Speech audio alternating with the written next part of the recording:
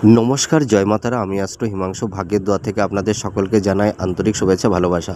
যেসব জাতক জাতিকারা আপনারা আপনাদের কর্মের জায়গাতে সব সময় বাধার সম্মুখীন হতে হচ্ছে, মানে যে কর্মটা যে কাজটা করতে যাচ্ছেন সেই কাজে নানা রকমের বাধার সম্মুখীন আপনাদের হতে হচ্ছে। আপনাদের প্রফেশনের জায়গাটাও খুব একটা ভালো যাচ্ছে না, নানা রকমের সমস্যার সম্মুখীন আপনাদের হতে হচ্ছে।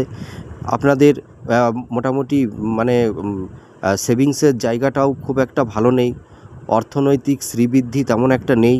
হ্যাঁ, মানে অনেকেই আছেন যে নানা রকমের ধার দেনায় জড়িয়ে পড়ছেন।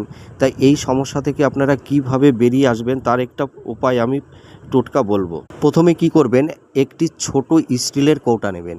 সেই কৌটার মধ্যে মোটামুটি 10-12টা এলাচ দিয়ে দেবেন কৌটার মধ্যে। আর সেই কৌটার মধ্যে কি করবেন, 3টি ফুল সমেত লবঙ্গ দিয়ে দেবেন। আর তার মধ্যে কি করবেন, তার মধ্যে 1 টাকার কয়েন দিয়ে দেবেন। আর ওর মধ্যে সামান্য একটু গঙ্গা জল ছিটিয়ে দেবেন, ঠিক আছে? আর ওর মধ্যে কি করবেন, একটু কালো তিল দিয়ে দেবেন। এইগুলো দিয়ে কি করবেন, কৌটার মুখটা আটকে দেবেন।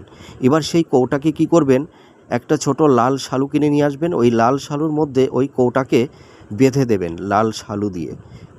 ওটাকে বেঁধে কি করবেন, আপনারা আপনাদের ঠাকুরের আসনে রেখে দেবেন।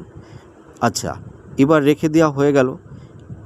এইটি কোন দিনে করবেন, বৃহস্পতিবার সন্ধ্যার সময় এই প্রক্রিয়াটা করলে সবথেকে ভালো হয়। আর এটি সন্ধ্যার দিকেই করবেন।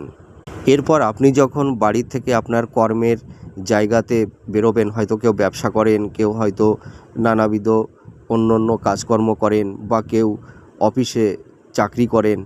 আপনারা যখন বাড়ি থেকে বেরোবেন আপনাদের কর্মস্থলে, তখন কি করবেন, মানে আপনারা একটা লবঙ্গ মুখে দিয়ে বেরিয়ে যাবেন।